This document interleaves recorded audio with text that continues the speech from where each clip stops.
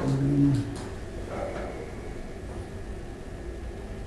And now it's recording. Okay, we're ready. Okay.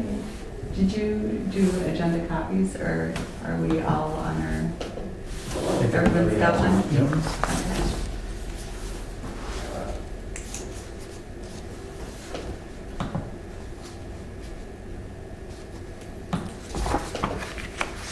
Okay, so we're going to call the Public Safety Committee meeting to order.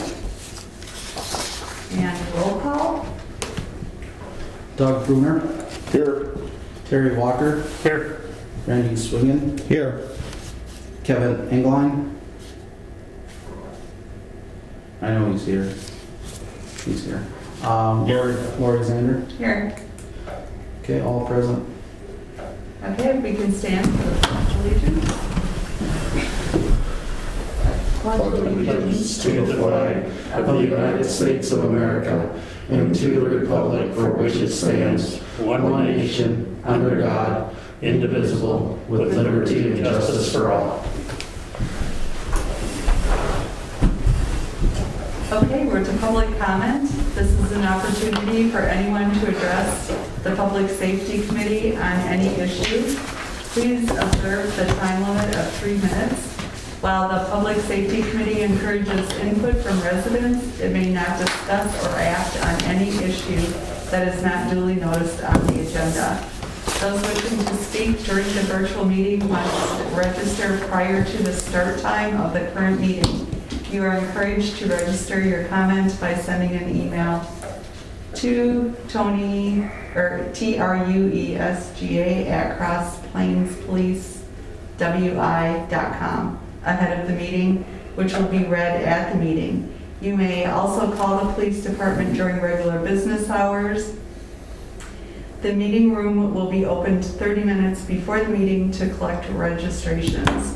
To register a public comment at this time, you will need to raise your hand virtually to be unmuted. Telephone participants will also be unmuted one at a time during this period to ensure that no one is missed.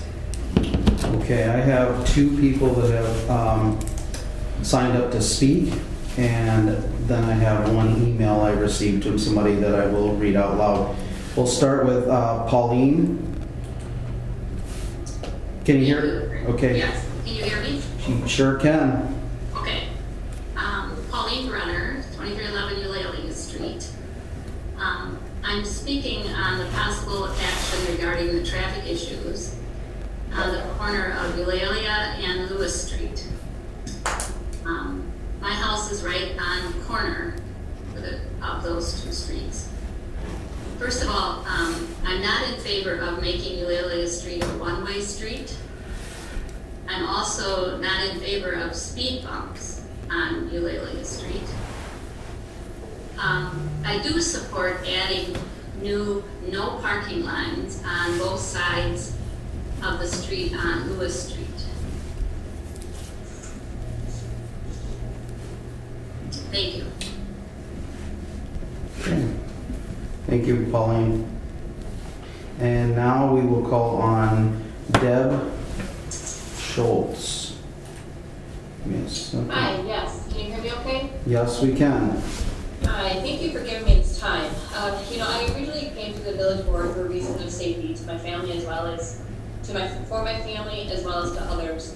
After speaking to Pauline, she informed me that she would do what she needs to do in regards to correcting the visibility issue at the corner of Lewis and Eulalia.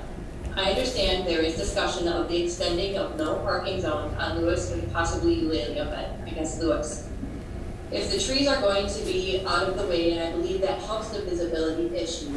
However, I also understand and respect there is traffic that comes down both streets, and there are others that would still like to possibly still extend the no parking zones. I'm not sure what that entails, both street or one side or both sides.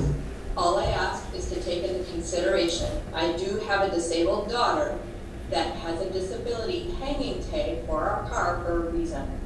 I would like to request if the no parking zone is extended on Lewis, if it could be only on one side of the street, possibly on the side coming down Lewis from Valley and leaving open the side coming down Eulalia, turning onto Lewis, heading towards Valley. So that way we are still able to park close to our house and still be able to access our driveway, so somewhat close to our house if we are unable to park in our driveway for any reason. That's all I have. Thank you. Thank you. All right, I will read, I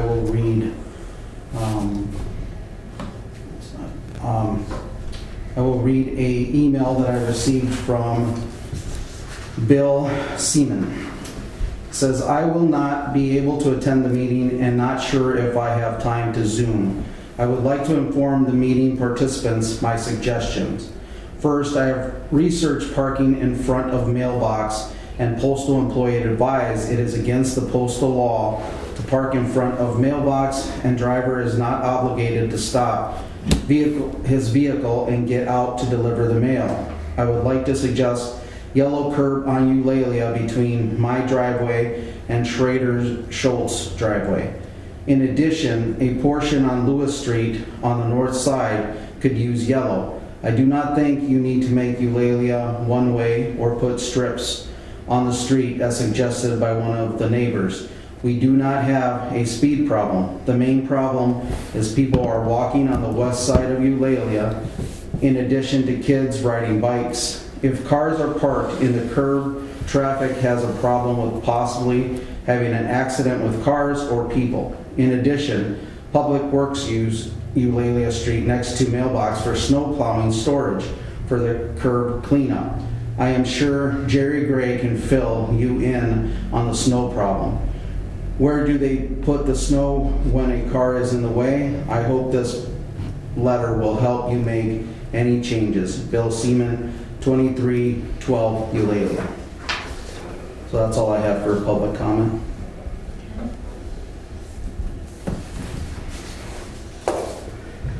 Okay, approval of minutes from September 1st, 2020, Public Safety Committee meeting. I'll make a motion to approve.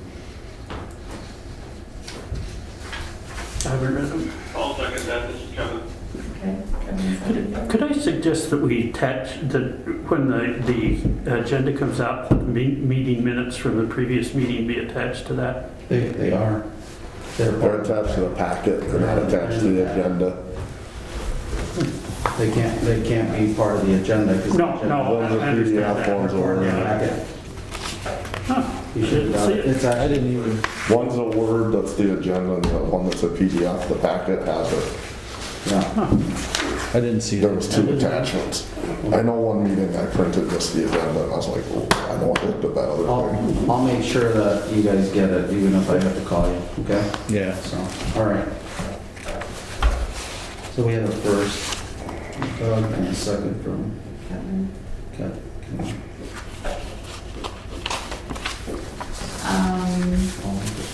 All in favor? Aye. Aye. All opposed? Same. Okay.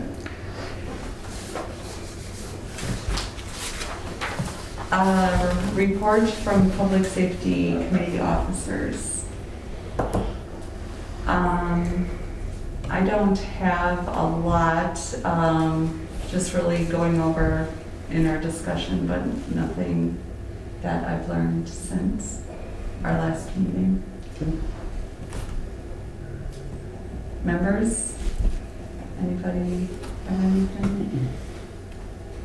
Very Okay. good, so. Good. All right, we can move on Report of first responders.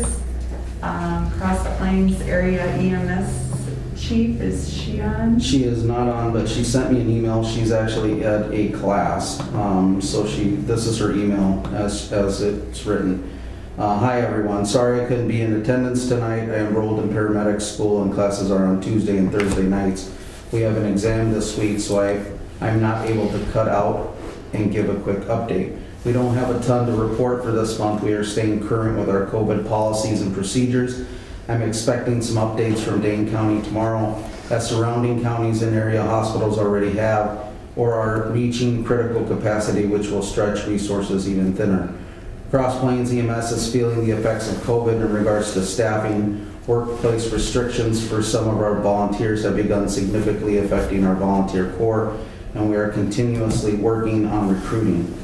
We recently brought 2 new fully trained volunteers, EMTs, on, and they are running as trainees until they meet criteria to be signed off from the trainee spot. We continue to remain in service 24/7, 365, but it hasn't been easy.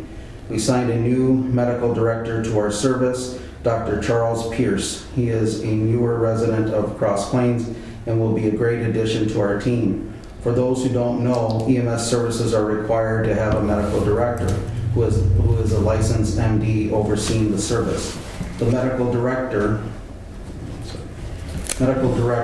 helps guide the overall direction of the service from our operational plan to implementation of training, new skills, and our equipment, signing off on our EMS license so we can practice medicine, etc. I think that's all I have for now. As always, if anyone has any questions, please feel free to call the station or send me an email. Hope everyone is staying healthy and safe. Take care. Chief Erica Mabry. Okay, that's all she had. Okay, is the fire chief on? He is not. Police chief? Okay. We haven't seen him. We haven't seen. All right. Our department, as far as staffing goes, we are starting to see a little bit of the effects of COVID. We've had at least 2 officers who have had to quarantine for short periods of time and get tested due to possible exposures. We have not had any exposures, but because of the symptoms that were being experienced, there had to be some quarantine just to protect the rest of the staff. So nobody's tested positive, but we're starting to feel those effects. And I think that it will probably increase because as we enter flu season, which is very similar to it, when we have someone sick, they're going to have to test and kind of quarantine themselves. So we'll see how well we do that way. As far as the department goes, we handled over 200 cases last month. Kind of the highlights, we've had a lot of information type cases, suspicious person and suspicious vehicle. Due to the fact that we had a little bit of an increase with regards to thefts, people are a lot more vigilant, and we're kind of encouraging that so we can be more proactive and trying to, maybe curb some of this. In comparison, just so you see how busy we have become over the last year, currently this month we had 202 cases. Last year at the same time, we were at 125 cases. So year total, we're at 1,768 cases. Last year at this time, we were at 1,676. So we're about 100 cases above from last year at this time. So we've been busy, but everybody's staying healthy, even though we've had to, kind of quarantine and those kind of things.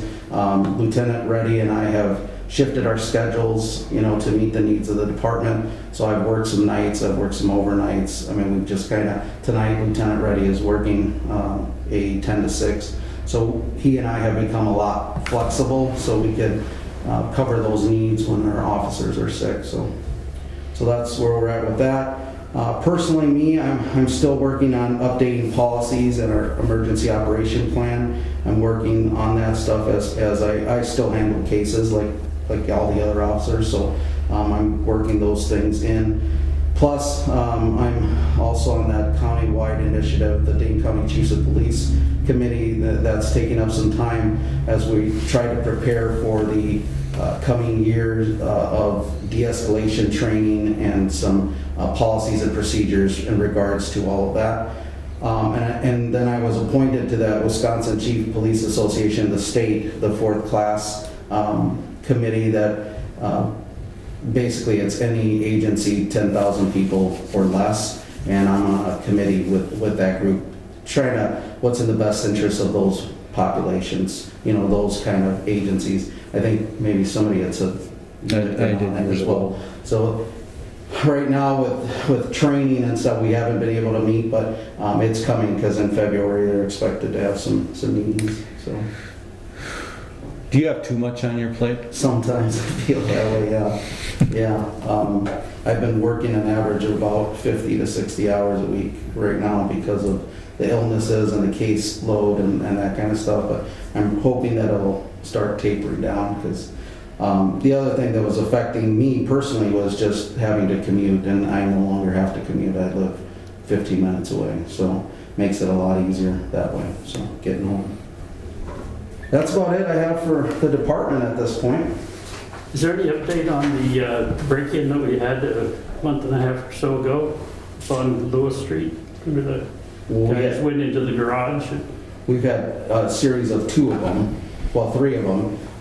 We are in the process of court right now, so I am scheduled to testify on that case on the 15th of this month, so it's moving forward. Last count I saw it's like 40-some charges, including a lot of felonies on some of these individuals because they had some pretty extensive history and we're already pending charges. So right now I will be testifying on the 15th on that investigation. Has there been any additional arrests? No additional, well, we had 2 arrested, there was a 3rd arrested, so we were able to piece that together. So we had all 3 that were in the car. Mm-hmm. So I think we still believe we're probably missing the driver, but that's about as close as we could get.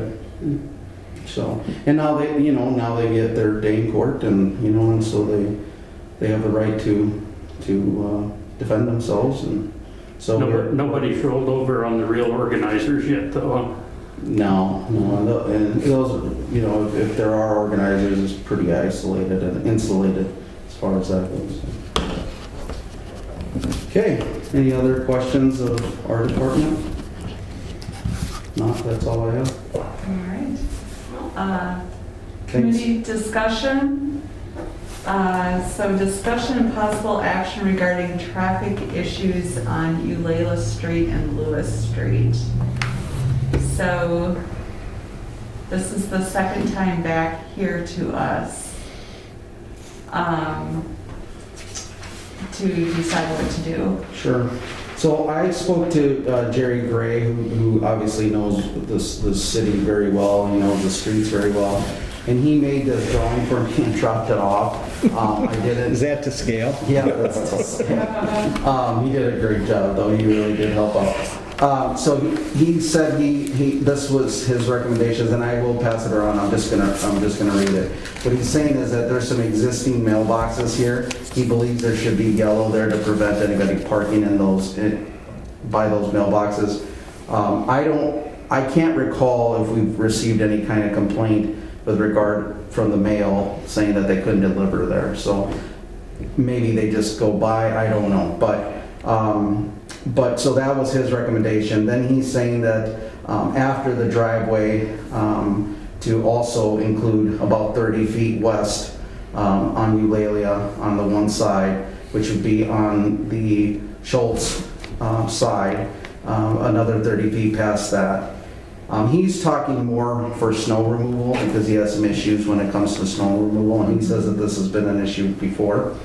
Then he suggests that at the curb on the side of Pauline's house to add additional yellow curb where it's already yellow.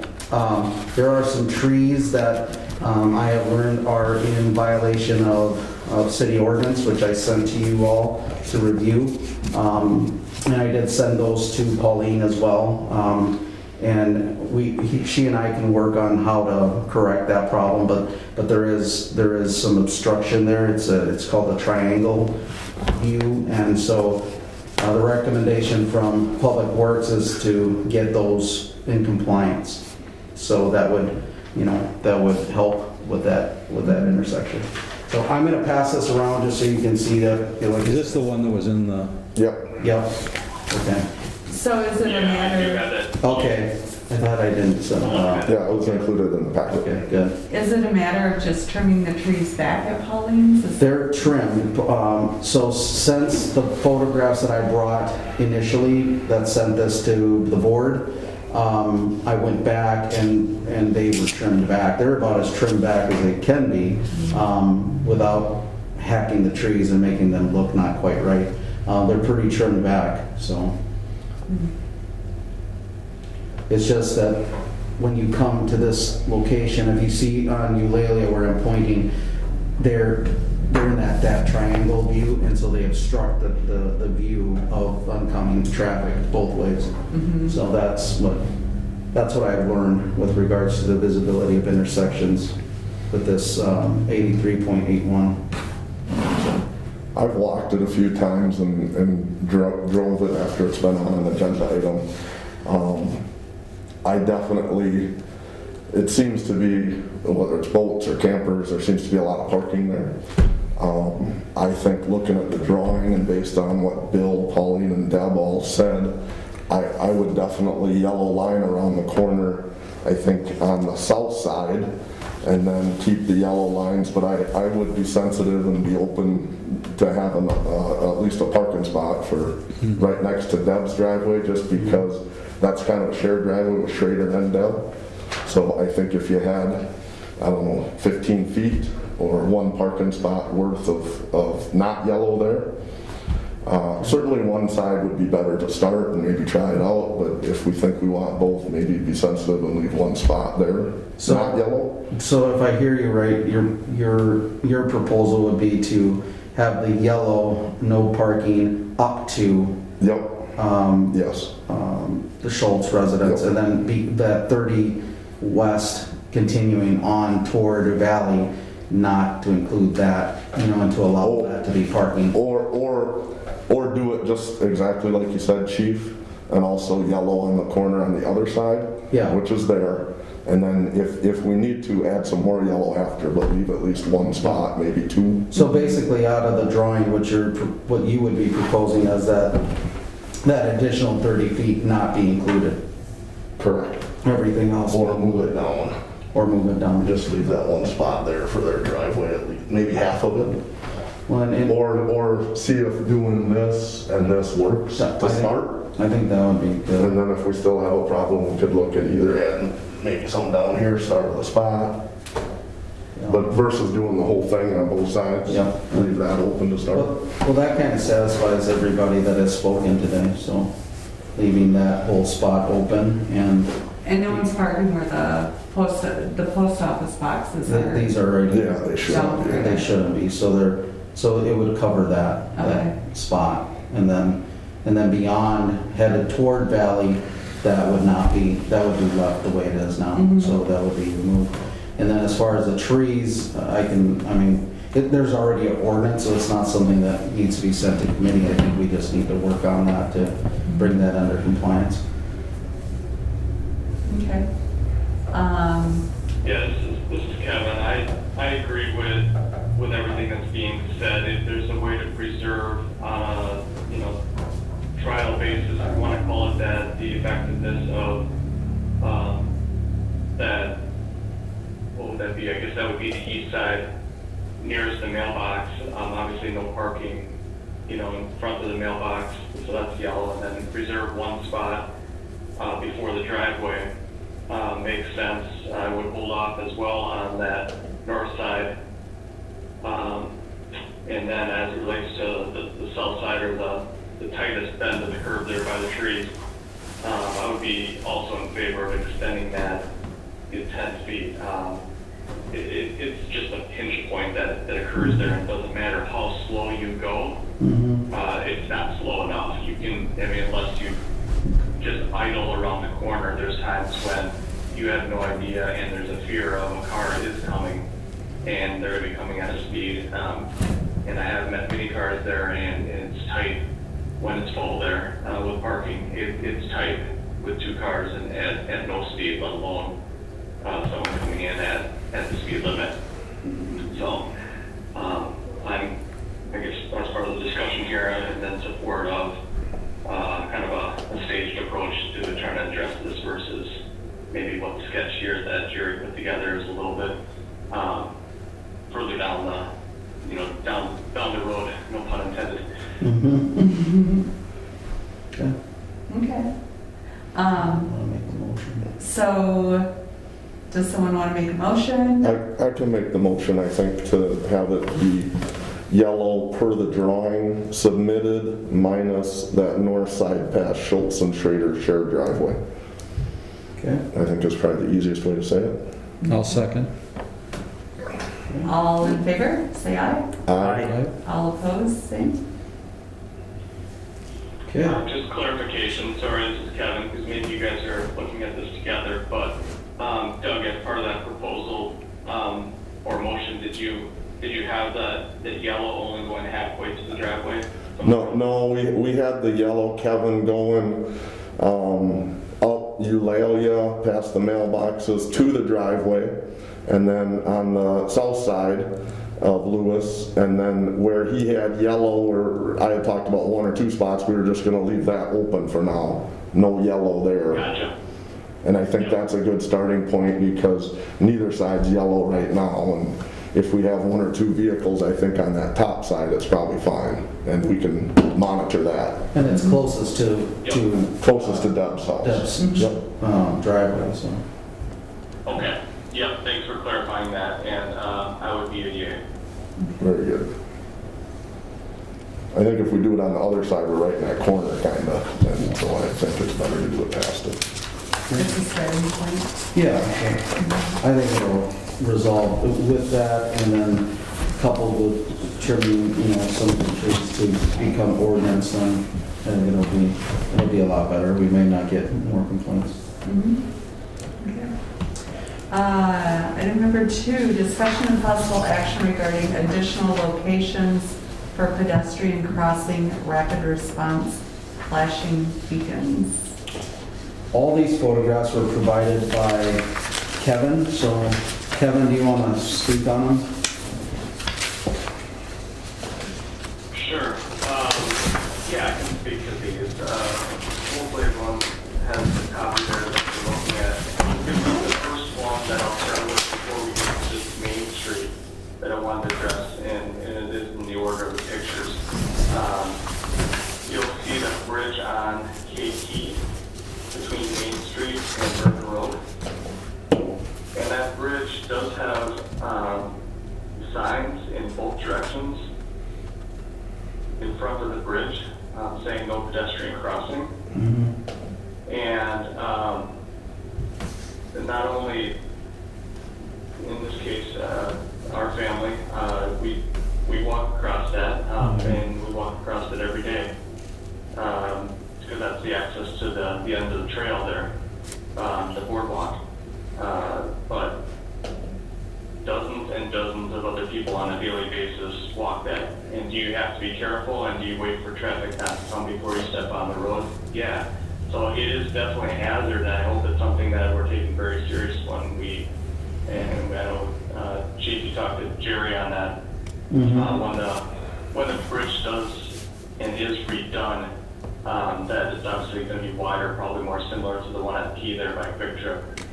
So anyhow, I just wanted to call out that it does say no pedestrian crossing, which is just silly from a flow and from kind of the park access. Otherwise, there's really no way to walk to Bourbon Street from Main Street on the far west end of town, other than the middle of town access point to the boardwalk, and then you'd have to stop, turn around, and go back.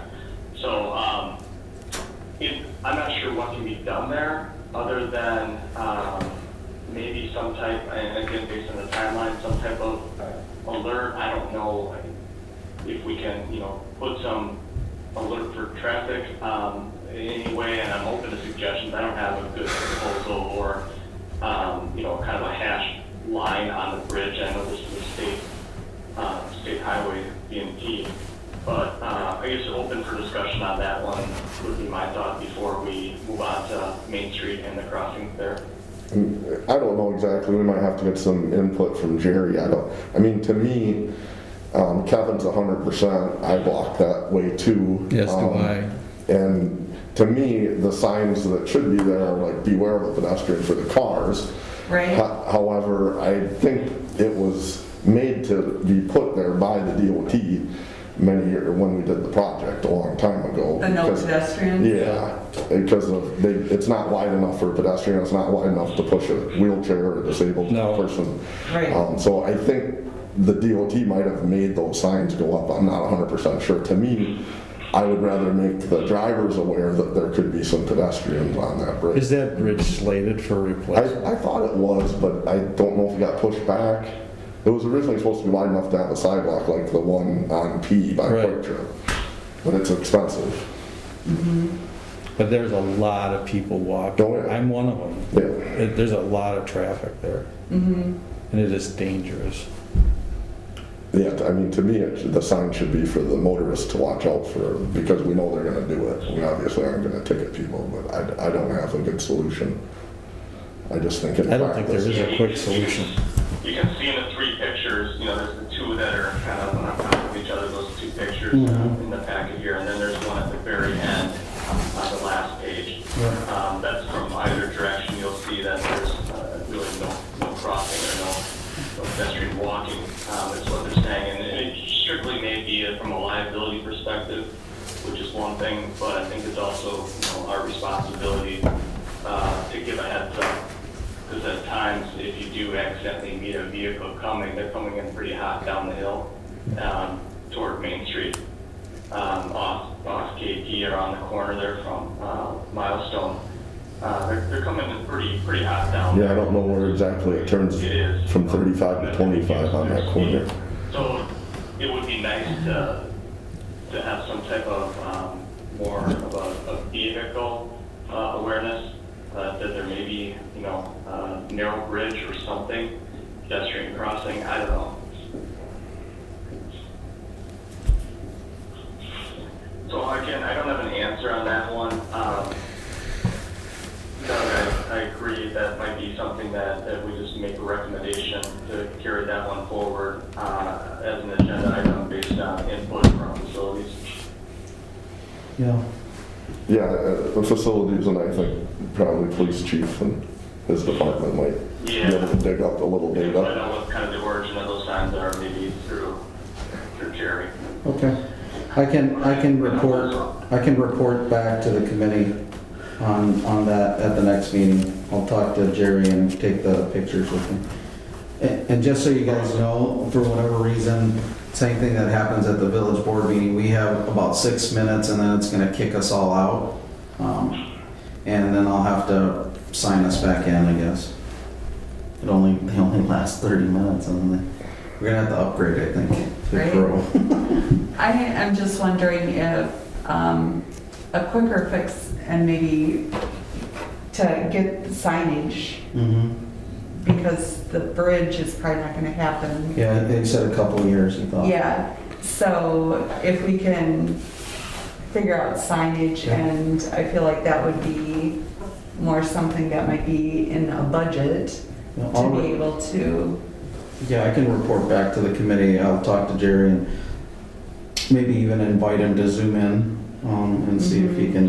Yeah, that would be good. yeah, I mean, common sense would tell you want to tell the drivers that be aware of the pedestrian, but there right, may be some kind of reason. Yeah, I totally agree. yeah, I'll invite Another thing him. I'll note on there, maybe, Tony, you can talk to him about that too, is, and it just happened tonight when we were walking off Main Street on KP there, about to cross the bridge.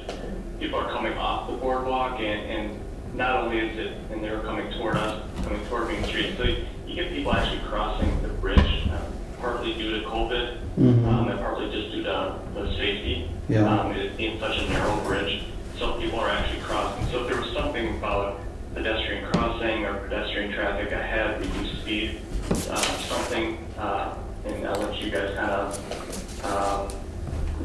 brain tease a little bit on what might be some solutions, but that would be the other scenario that I see happening often.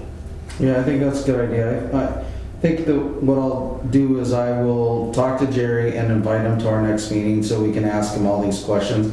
He would definitely have the history and he would definitely have a kind of ending point on the bridge project, because and I can kind of prepare him for your questioning, and that maybe it'd be easier if he could be here and answer some of those questions. You bet. Okay. I know we're tight on time before we get cut off. Do you want me to introduce a couple of the other intersections that I have? Yep, we got about 4 minutes, and then if we get cut off, I'll just... So I'll speak pretty quick here, though. So now we're working just in where we were and those pictures. Let's work our way east. The first one that you get is you get the directional and the flashing lights across from coaches there. It's in, it was a decision that was made long ago. My only comment on that, I don't see that as a practical spot other than for those looking to cross to go to the restaurant who may be parking in the bank parking lot off hours. So, and that's that gravel lot. There are no sidewalks on that street. On the school side, so on the north side of Main Street, there are no sidewalks at all going toward the school. So where I'm going with this is, as we think about, people accessing Park School, kids, families or other, that flashing area will get you across the street, but it'll put you in front of the bank still on Main Street. I would not recommend any kids ever go straight toward Park School, toward the playground, because again, there are no sidewalks there on either side, on the Ulster side or the bank side. Moving you further down east, you then get to the Center Street. And Center Street does have it's pretty worn right now. You don't know, I live right on that corner there, on the north side. And it's a very worn crosswalk right now, just due to being on the highway. There are no crossing signs, no pedestrian signs at all, either direction. That to me is probably the most relevant spot for anyone in the Xander apartments or anyone looking to head toward the school down Center, which is a pretty high traffic area. As far as crossing goes, there are no pedestrian crossings on either side, let alone flashers or anything else. So for those picking up speed coming from the east or west, they have no idea until they get on top of the people or you're a couple feet out into the road that was even a designated crossing spot based on the stripes on the road. So maybe I'll just pause at that spot first, because I'll probably get cut off here for any discussion on that spot. But my recommendation would be, at a minimum, there's a crossing sign, one of the bright yellow ones, and potentially a little bit more investment would be needed if we want to, and I think we should strongly consider another option there as well. Sure. I had talked to Jerry about this location before, and this and others, and I think there was some issues with at DOT when the road, there was already some. There was. So maybe again, this might be something where we can invite Jerry and give us some history. He's the one that would be putting up the signs, and it would come out of his budget, so he can kind of tell us what he's working on. He may be working on these things already. So I was on the village board too back when the highway project was approved. It was a little different. There was no apartment building there, and Monk's was still at the other end. And the DOT had some kind of formula for how far the sidewalk should be, and then how far it was flashing, how for their effectiveness, you don't want a bunch back to back to back, something like that. So I think giving Jerry the input and also just knowing that it's changed, I think there is more probably population and traffic down by the apartments now and down by that cross, and especially with the sidewalks. For the kids getting to school, it's a better option, so it probably needs a little more. I'll pause this here. I'll keep recording, but it did zoom us out. And it's kind of similar down to that one by Kelcher and Montagues too, I think, in the wine bar now. There's probably getting a little more traffic than it used to.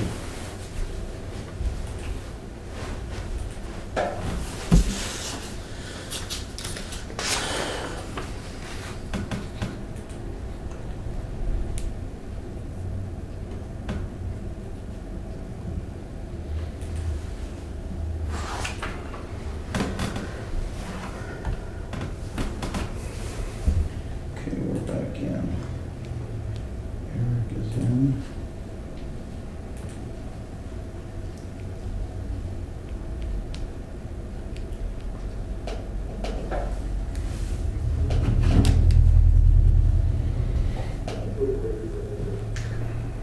We'll wait for everybody to kind of sign up. No?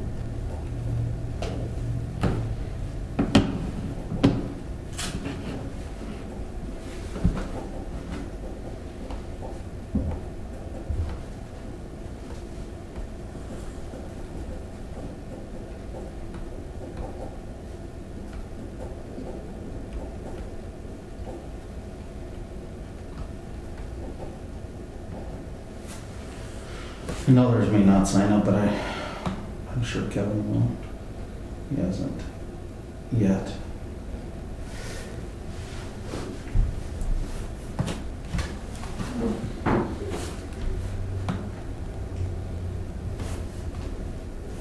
There he is. Welcome back.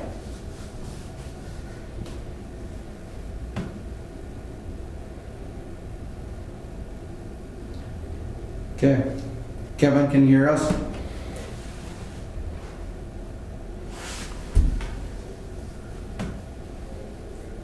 Can you log back in and like automatically mute him? Yeah. Yeah, he's not muted. Kevin, can you hear us?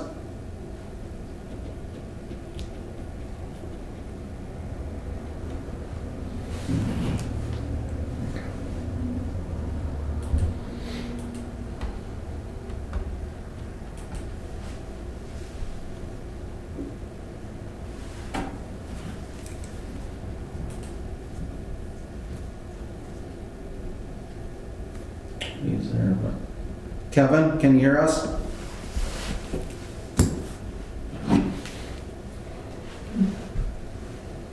He's unmuted, so I'm not sure.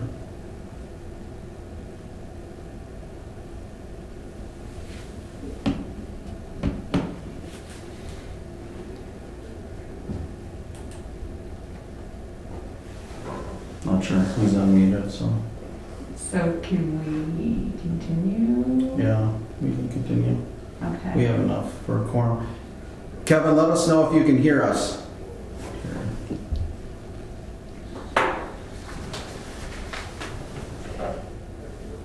I'm just gonna do this.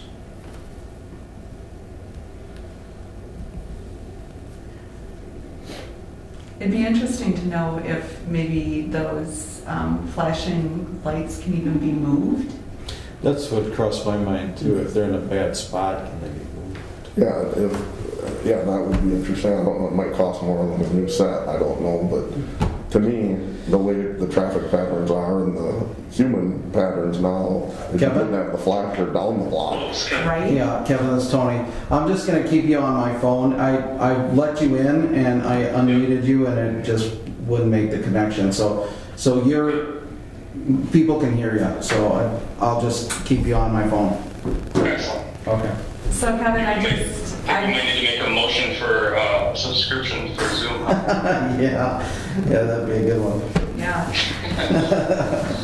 So we were just discussing about if it's a possibility, we'd have to ask Jerry if maybe even moving the beacons from down by Coaches and being able to move that to a more populated area than where it's at right now.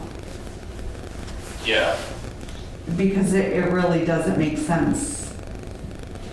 But that's just my opinion.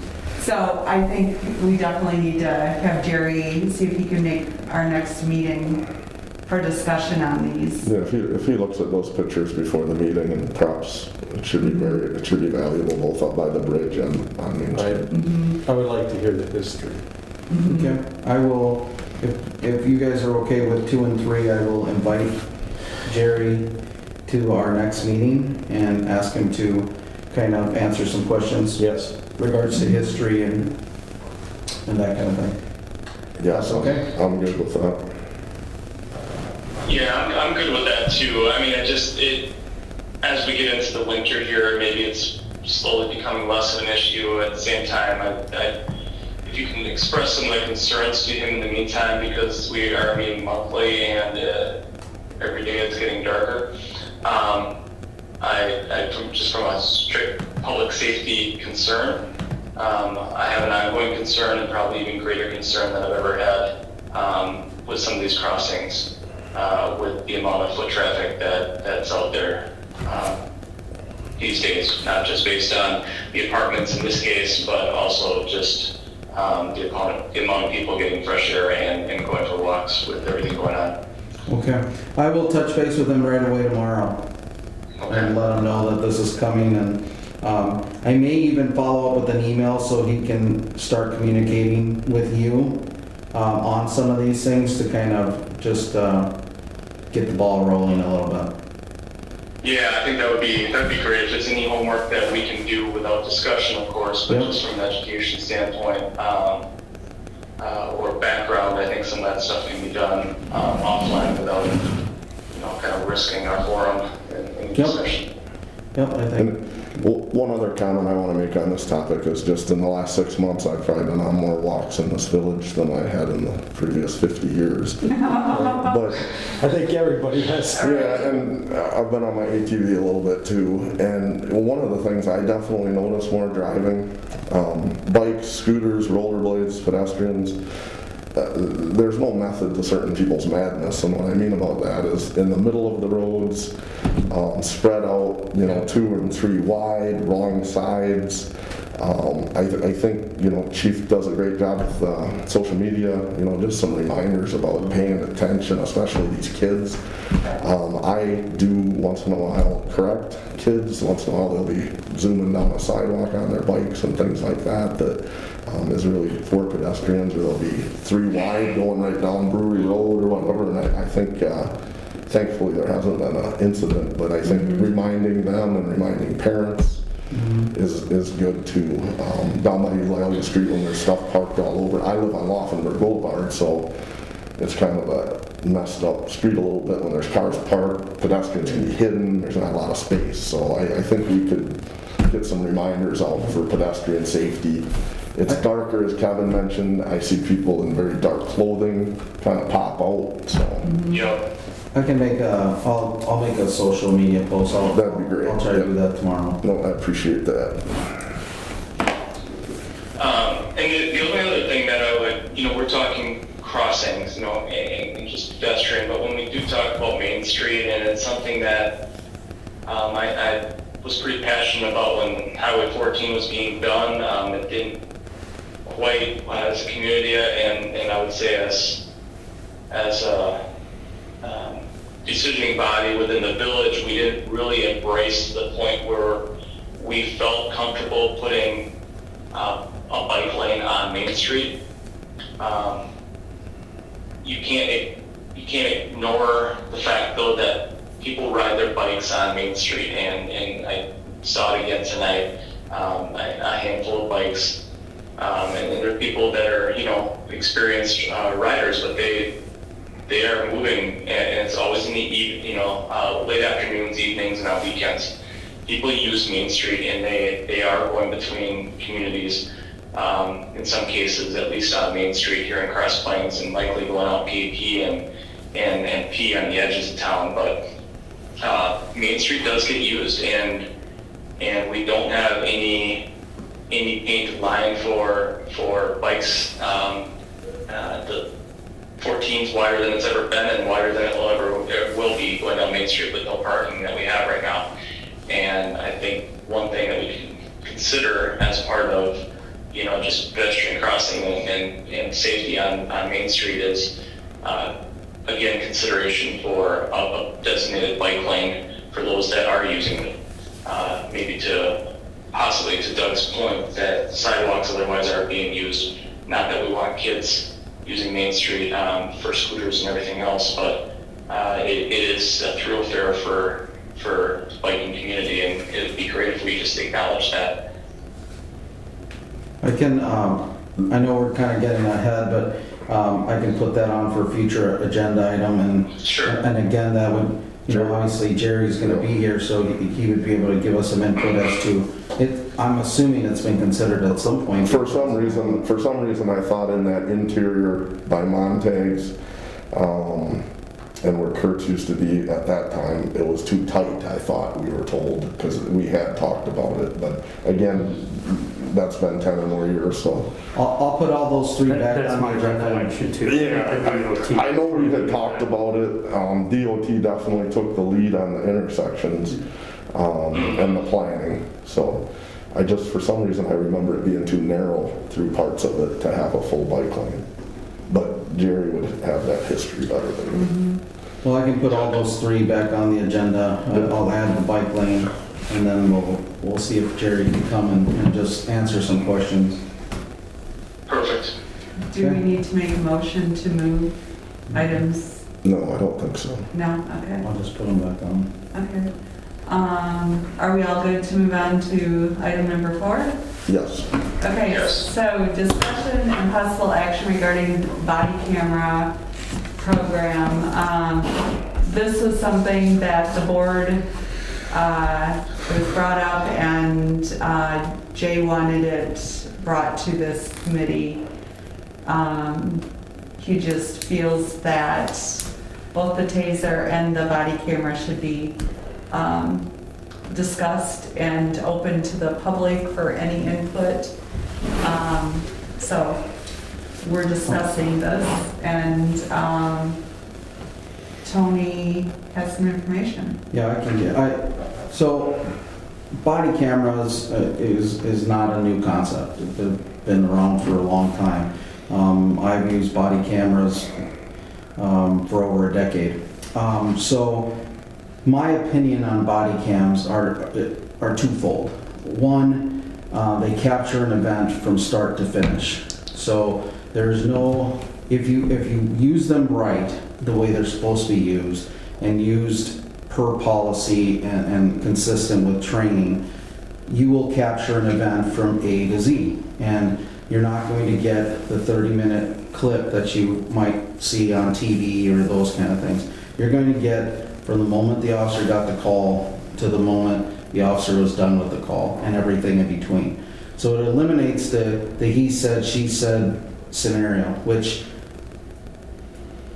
that goes to accountability and being transparent, and I'm all about that. We have to be accountable as a department, and we have to be transparent as a department.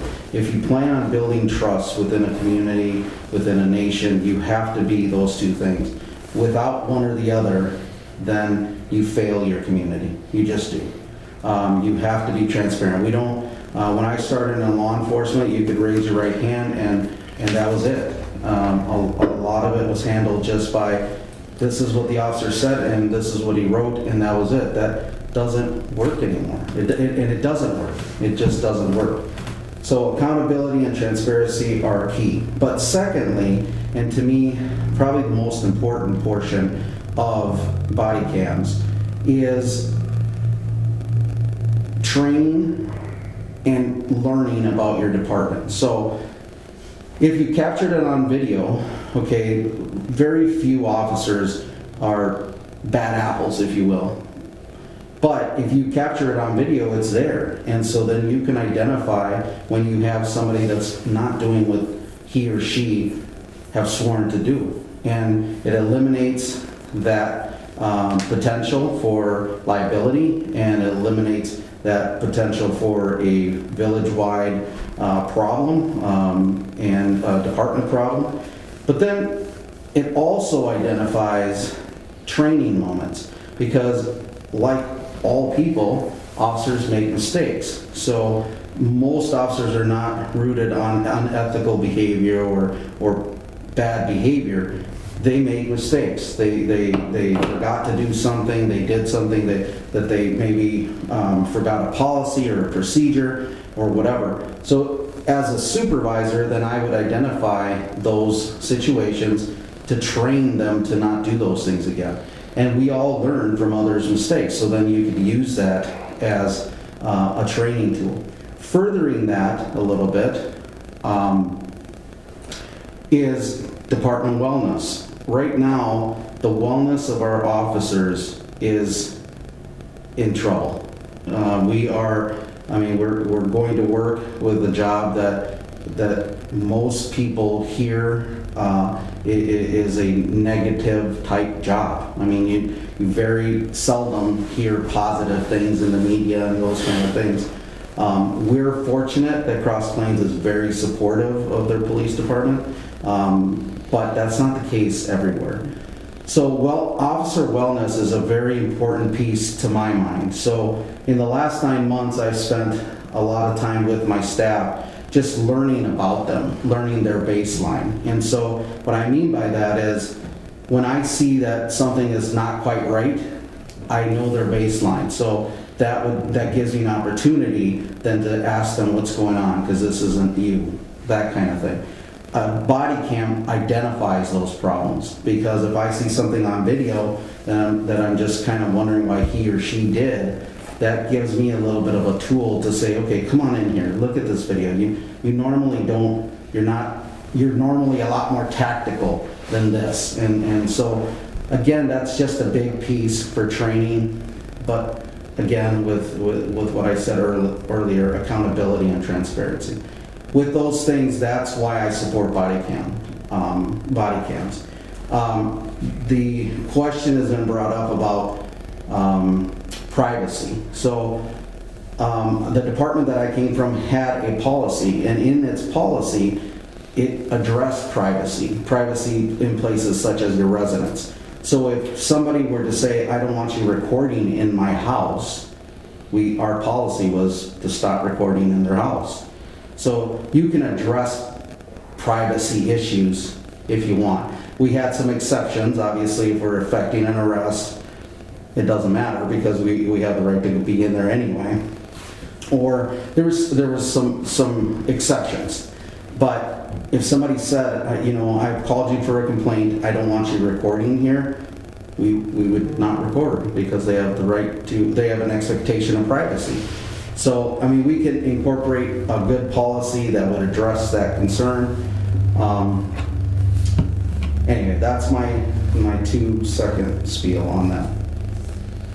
Yes. So, how often is body camera imaging gone over? Is there somebody who watches how officers are interacting with? So, yes, so as part of our policy, we would have something ingrained in the policy that once a month you choose video to kind of look at. That would be a way to hold people accountable. You just kind of pick and choose what videos you're going to look. Now, if you have a case that you have some questions about, then as a supervisor, you should be looking at that video, especially something going to court, a felony type case, you should look at the video. And I do that now. We have squad cam video. So when we make an arrest, I look at the video to make sure that we followed everything. I examine that. And so does Lieutenant Reddy. So, that's our job, is to make sure that we are keeping our department in the correct policies, and that they're following the proper protocols and those kind of things. So we would look at the policy in and of itself would incorporate a portion where we would be held accountable to review video and stuff. Mm-hmm. Lots of times when we review video is from a complaint. We might receive a complaint, and then we can look at the video, and then it will show us, whether the complaint is real or not real, or or if there's a perception of a misunderstanding or whatever. So that's usually when it happens. We don't have time to look at all the video of every stop and everything that they do, so we would have to establish some guidelines. Mm-hmm. Do they record from the time the officer comes on shift to when he goes off shift, or? No, they're not set. Some can be set up to just record, but you wouldn't have enough battery life to do that. It's usually by incident. So same thing as our squad cars. So for instance, our squad car, the moment you turn on the lights, it starts recording.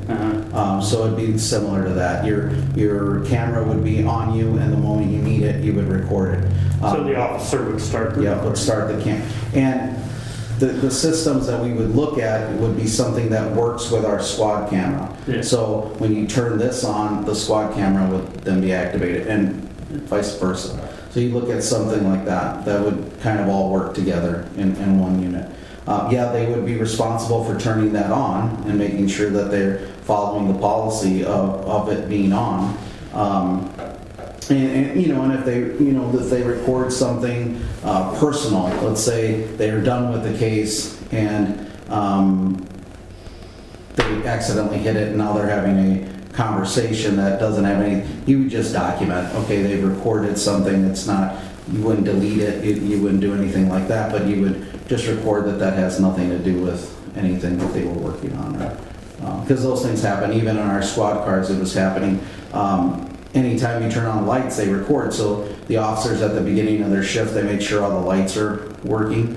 And all their emergency gear is working, so they turn on the lights and then they might forget, and go into the office and get the rest of their bags, and it's been recording all that time, so they're videos of nothing, so we would have to identify those things as that would occur. What's their perception of the body cameras? Staff, so I think it would depend on the officer. Of course. So I asked that question. My young officers have a lot more questions about themselves, so they might feel, maybe that we would be overlooking at video. Right. I have older officers that maybe think we don't need that stuff. I've been doing this for a long time. However, I guided myself. I had a very good conversation with my most senior officer, who's been here 30 years and has the most experience in the department, and he was all for it. He says we're at that time where we need to, hold ourselves accountable and make sure that we're doing everything. It would seem to me, based on everything I've watched the last 6 months with increasing my blood pressure when I watch it, that it would put us in a way better position if we had the body cameras to answer one way or the other what happened. And then if something happens and somebody is wrongly accused and we don't have it, we're not there. We can't do the right thing. It seems to me that it's the right thing. Yeah, you get the 15 or 20 second snapshot of someone's cell phone camera versus the whole incident. Right. I'm fully supportive, and I think we should make a recommendation to the board. Is that what Jay is looking for, is a recommendation? Yeah, I think Or a he, motion? And a budget, probably budget, and well, he really wants He wants community input. community as well. input, and this is kind of a starting. So is there like a public hearing or something like that? No, I think just kind of like the ATV, UTV, it was very controversial, and this can be the same. Yeah, this was put on the agenda early on, and I invited the public, on social media Sure. and shared it. We don't have anybody here. I'm not sure that the overall community the overall, in general, the greater majority wouldn't be in support of this now. That I would imagine they would support it because it's the sign of the times. It's Right. where we're at. I think that getting the input is important, but I also think there's times when we have to make decisions and move on, and I think this is one of those. So I have no problem with a motion that we recommend to the board that this be approved and then you proceed in the training and the equipment and all of it. yeah, I'm supportive of it. I don't know, the exact expenses and how you need to budget it, but I would want to move It's cheaper towards than a that. lawsuit. Yeah. Absolutely. Well, I did the research on it. The cameras are about $3,000. I would be looking for at least 3 body cams. We could try to get one for each officer, but I think if you concentrate on the squad cars and have them mounted in the squad cars, charging in the squad cars, you would only need 3. The software for it is probably about $1,000 to incorporate that system into what we already have. Still cheaper than litigation. And Yeah, and then about $1,000 in training, so that I can bring them in and train them. None of them have ever used body cams, so it's important that they understand the functionality of it and understand the policy. The other thing is I would be involving them in the writing of the policy, my philosophy on policy writing is if they don't have buy-in, it makes it a lot more difficult for me to enforce those policies. So something new like this that is brand new, created, I'll have a template and kind of what I think should go in there, but they will be part of it. Because like I said, the experience I have with the officers is from 30 years to 2 years. And their life experiences are big. So it's important that they have some say in such a controversial policy. This is Kevin, and I cannot think of one compelling reason in today's day.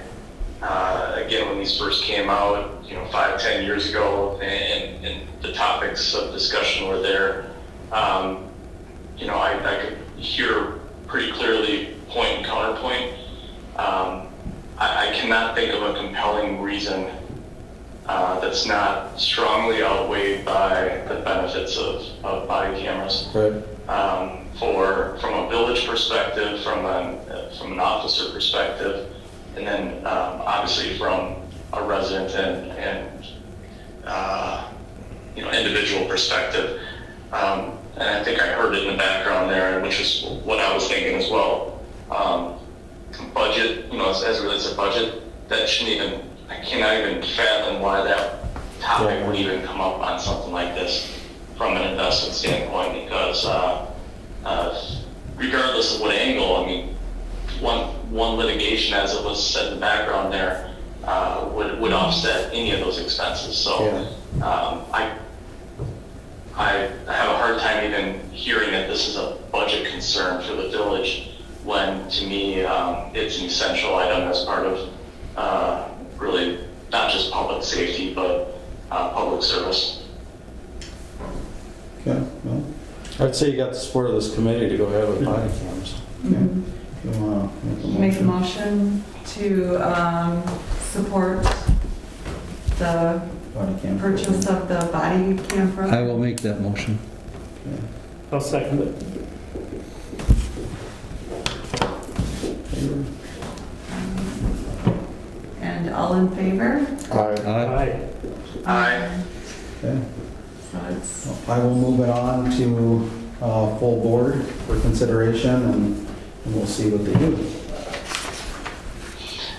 Tony, as part of just a comment on that, and if we want to cover the base, and obviously when this rolls out, I think and you walk through those verbally with us, and some of us, that have kind of researched this item a little bit outside, there are some clear, if you want to call it FAQs, that I think could be developed for not just the community, but for even potentially the village board members around this as well. And if there is some FAQs that you or someone could put forth that would help address some of the more common questions, I think that would be very helpful. Okay, I agree. sounds good. Okay, so let's move on to discussion and possible action regarding TASER program. If you'd like, I can take both 5 and 6 together. I'm just going to be repeating myself, but Okay. tasers and less than lethal shotguns are just that, they're less than lethal.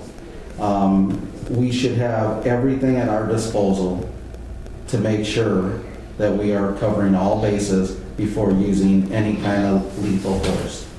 When lethal force is met, there's no turning back. I mean, we are using lethal force, correct? I can tell you in my over 2 decades of experience, that is not something officers want to have to ever do. We were trained on it, and we receive enough firearms training and those kind of things to use muscle memory.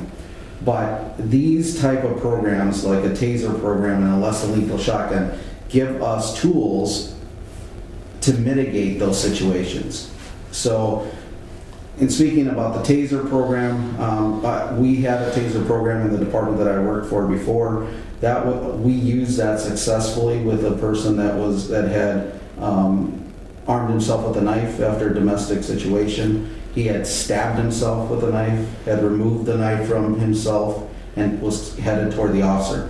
deadly force had been met. The officer could have used deadly force. It was within the scope of that. He could have articulated that, and I thank God he did not. He pulled out his taser, tased the man, was able to get the knife away from him, and was able to successfully effect an arrest without having to use deadly force. The shotgun was the same thing. We had a gentleman on our main street that was armed with a knife. He was having some substance abuse issues, and it was a packed main street. It's not like this main street. This is a main street where all little stores are all over, banks, and everything's kind of convoluted, and there's stores right on Main Street. This gentleman, it was during the daylight hours, so it wasn't like in the middle of the night. This was at bank time, at 4 o'clock. We were able to get information out to the businesses to shut down, and a lot of businesses saw what was going on. He was at gunpoint, and he was approaching the officer. At that time, our department did not have shotguns that were less than lethal. However, the sheriff's department did. They pulled up in the nick of time, and they deployed their less than lethal. We were able to disarm him with the less than lethal, take him into custody. He's still alive today. We went out and bought less than lethal soon after that. You're not talking large amount of money. The tasers, I've looked at there's several different types of tasers, but if we just stay in the middle of the lane, nothing, they make smart tasers now. So if we're not at the high end and not at the ones that are being traded off because they're just single shots, if you go right in the middle, for 3 tasers, again, I focus on squad cars because we normally, if we have 3 on for whatever reason, you might have 3. That's $4,500. The cartridges and batteries are a couple $1,000s, and then training, we would have to certify somebody that could actually train us on tasers and different tactics. We have a firearms instructor that would only make sense for him to be trained, and then I would have to have some training hours for the officers. So that's a couple $1,000s. So you're talking $8,500 for a taser program.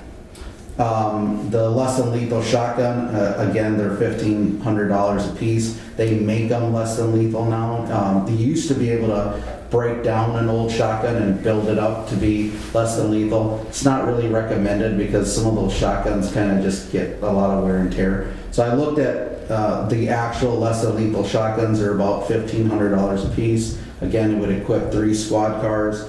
Shells are about $1,000. We would need shells to practice and train because they're coming out, they're bean bags. And then again, a couple $1,000 for training. I'd have to have an officer certified to train, and then training hours. So you're looking at about $7,500. Total between all these 3 programs, would include the body cam, you're looking between $21,000 and $25,000, depending on, on the time of training or where we have to go for training if we can't get somebody certified.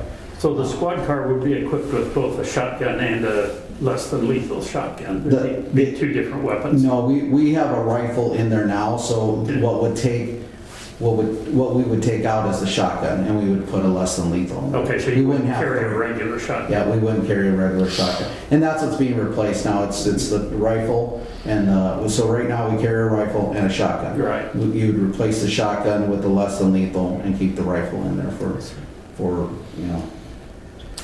different situations. How effective really are the tasers? That Kenosha thing sounds like the tasers didn't work very well. They're very effective, but some people, it's just like your OC. So right now in our arsenal of weapons, we have pepper spray or what's called OC. Some of that is not effective. You can spray somebody and it doesn't affect them at all. You have a baton, which a baton is, if used properly and you strike somebody in the area where you're supposed to strike, it's gonna hurt, and it's probably gonna break something. It's violent. It's a violent strike. And then besides that, we have our guns. So those are the options we have when it comes to weapons. Now, we highly train in de-escalation because you want to have, be able to use your mouth and your ability to communicate first. So, I mean, there's a whole force option continuum that goes into play. Well, we are missing two components that are not very expensive and are highly used. The taser, the other thing with the taser is, it usually sits right in front, and people see videos and know what those things do. That has a calming effect, to some degree. If you look at that, that's a tool that, you don't want used on you. And a lot of officers go through the training and get tased so they can understand it. I've been tased and I've been OC'd, so I can feel what that feels like if we ever had to use that on someone. It builds some public empathy. input on that. It builds some empathy, with regards to those tools. But I highly recommend that we move forward with having all those options. I'll just come back to what I said in the last thing, the things I've watched the last 6 months on TV. Yeah. Every option to avoid forcing an officer to shoot, because there's more shootings than I ever saw in my police career, and this just has to happen. We have to have all these things for them so they're confident and we're not going to have a questionable incident. We have all the tools. I think public safety needs all their tools to protect us. Yeah. And so they go home at night to their families. And Well, and I think the day, something happens, we're going to be asked that question. What tools did you have? And we're not going to have those tools. And whether they were applicable at the time or not, it's still going to be a question. And it comes back to that it's still cheaper than a major lawsuit. Yep. And all the publicity and all the other stuff and safety, that needs to happen. Again, I gauged my officers. These are programs that they're not used to. They never had them. Specifically, my most senior officer, and he was all for it. He says we're at that time. I think you probably find senior staff that have been around for a long time that haven't seen things Yeah. like they are now are probably a little more appreciative of what needs to be done. And you find more resistance from senior officers because of they're used to something, so that's why I concentrated on my most senior. You can develop younger officers into understanding why, but your more senior officers that are used to doing this for 3 decades, if they have buy-in, then I know that I have support from the rest of the staff. Okay. I fully support. I would move we direct the village board to support those two programs. And I'll second that. Do you want to make them individual motions? I'm fine either way, either putting 5 or 6 together or doing a separate one for each. Either way, if Randy's okay with, I don't know what's preferred. I'm fine with putting them both together and saying we support direction to the village board. So I'll just... So a motion to move 5 and 6 together and to move on to the village board for possible action regarding the taser program. Recommend that we We recommend authorize the support. taser program and the less than lethal shotgun. Okay. Yes. Vote. All in favor? Who seconded, I'm sorry. Oh, Randy I second it. Okay. Aye. Aye. Aye. aye. So Motion's carried. motion's carried. Future items. Yes, Sorry. Kevin, sorry. Just real quick on that, appreciate you bringing this forward, and I appreciate you giving the background on kind of this spectrum, if you want to call it that, of some of the best practices that are being used for de-escalation right now.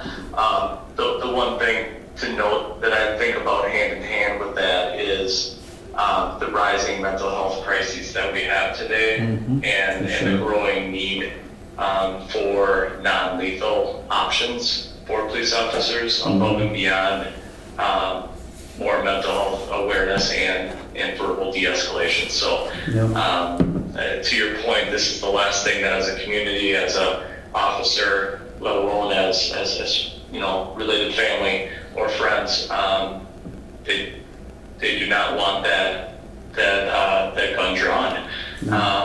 And there's a time and a place for it, but I think as a community, and we're expecting all options have been exhausted, and that is the last resort.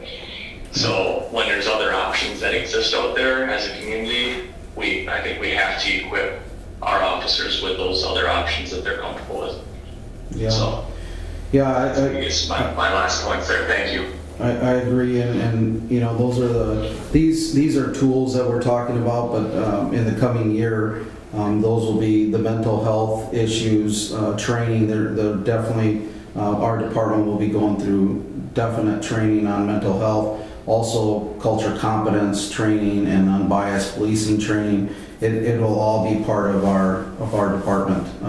Whether it was a state mandate or not, I feel really strong about working with our community, and that involves everybody in the community and the different people that not only live here but visit here by the thousands, and so they drive through here. And so I want our department to be equipped and mentally prepared for all the challenges that we're facing in policing now.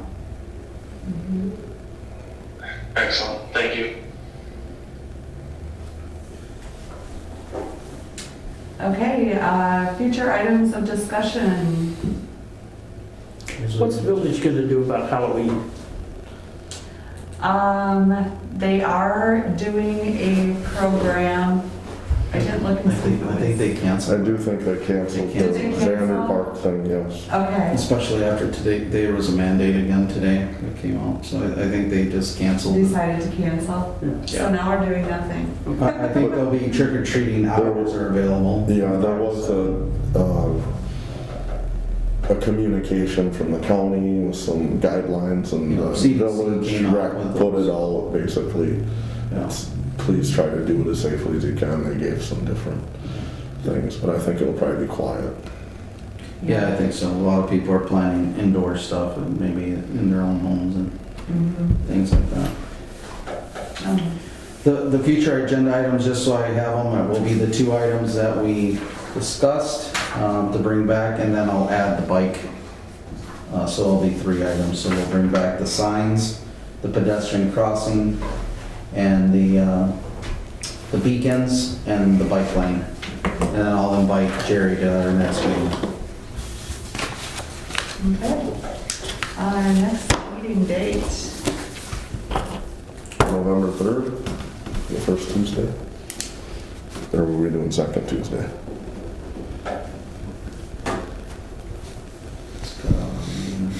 It happens to be election day too, November 3rd. Election day on the 3rd. Yeah.